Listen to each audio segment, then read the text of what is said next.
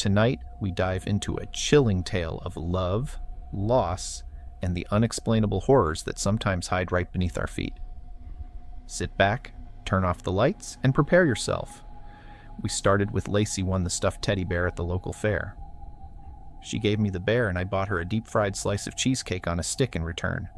That must have been our first date, maybe second if you count walking her home from class as a date. The teddy bear had always been here, even when she wasn't, and she certainly wasn't here now. I tossed the bear up and up again, catching it over and over in my outstretched hands as I laid on my bed thinking about what I'd done wrong. Toss and catch, toss and catch, toss and catch. The smell of her perfume is embedded in the fluffy fur of the bear. She must have sprayed it when I wasn't looking. Toss and catch, toss and catch, toss and catch. Maybe I should have made more time for her. Maybe I should have sent her flowers. Maybe I could salvage this if I came up with a damn good apology. Maybe. Toss and catch, toss and catch, toss and catch. Maybe. The repetition and general emotional exhaustion lulled me into an unexpected sleep. The fragrant teddy bear lay nestled in the crook of my arm as I snoozed in a dreamless twilight with the light of my bedside lamp still illuminating the bedroom. Shifting slightly into a more comfortable position, the stuffed animal rolled away from my body and tumbled noiselessly over the edge of the bed and onto the carpet below. The slight change in pressure was just enough to pull me from my slumber. I rolled to the edge of the bed and reached down towards the floor to recover the bear and hopefully return to sleep in only a moment's time. That's exactly how it would have happened had I not laid eyes on a sight that made me feel more awake than every cup of coffee I'd ever ingested combined. There, beside my own outstretched palm, was another that did not belong to me. Nor could it have reasonably been mistaken for mine. This hand, which stretched out from beneath the bedskirt, was gnarled with burl-like knuckles and long, gaunt fingers, adorned each with a cracked yellow fingernail. As I watched from atop the bed, the hand stretched slowly out, until an entire spindly arm appeared. Flesh sagged about the bones within like Victorian drapery. It didn't occur to me that I should panic, so I didn't. I'd never been in a situation like this before. I wasn't entirely convinced I was in a situation like this right now, so the thought that I could scream or gasp or run away simply never entered my mind. The calloused fingertips clutched the teddy bear around his soft middle and pulled it rather gently across the carpet until it disappeared completely into the chasm behind the bedskirt. The faint smell of perfume lingered in the air. The now empty space beside the bed was filled with two simple words. Thank you. The voice, which was almost a whisper, echoed slightly from below. Even then I did not panic. Then more than ever the soft sheets and doughy pillows called to me. I switched off the lamp and my mind and fell quickly into a deep and restful sleep. The buzz of my cell phone awoke me the next morning. Hello? I yawned. The reply was far too loud and far too excited for whatever time it was. Yo, wake up, I'm outside and I brought bagels. Brad was indeed outside, and he was, in fact, carrying a brown bag full of bagels in his hands. He settled at my kitchen table and explained that he had heard about Lacey through a series of he said, she said type chains and wanted to bring something he knew would cheer me up. Breakfast. Usually, he would have been correct, except I hadn't thought of Lacey yet that morning, and the mention of her name had the dual purpose of reminding me to be sad and disappearing any hunger I might have felt, not to mention that I had lost the teddy bear, my only tangible reminder of our relationship. Oh shit. The teddy bear. I ran from my kitchen table into my bedroom and threw up the bedskirt, hoping to see the stuffed toy on the carpet beneath the bed. Nothing. Crawling on my hands and knees around my room, I checked every conceivable stuffed animal-sized crevasse. Nothing. Brad watched from the doorway, half-eaten bagel in hand. What you doing? You would not believe me if I told you, I replied. Try me, he said. Realizing that I must already look insane, I conceded that I may as well sound it too. We returned to the kitchen table where I regaled him with a detailed account of my encounter with the creature. He listened intently, throwing in the occasional or oh really for encouragement. When I had finished my tale, I eyed him expectantly. Dude, he said, I mean this with lots of love and stuff. I think you're just all tore up about Lacey and you had a nightmare. Or maybe it was one of those sleep paralysis demons. Or something. You know? We talked back and forth for ages. I swore it was real. He was adamant that I was experiencing some nondescript form of psychosis. Eventually, he convinced me that I had binned the bear in a fit of rage and rationalized its absence in a nightmare about a monster under my bed, all as the result of my intense emotions over the breakup. Say what you want about Brad, but he's a solid amateur psychologist. Anyway, the entire episode was immediately forgotten when Lacey texted me later that evening. I miss you. Lacey and I spent the next few months rekindling our relationship. The fair was on again, so we went and spent a bit of time making out at the height of the Ferris wheel. We went to the movies, to restaurants and bars, to parties.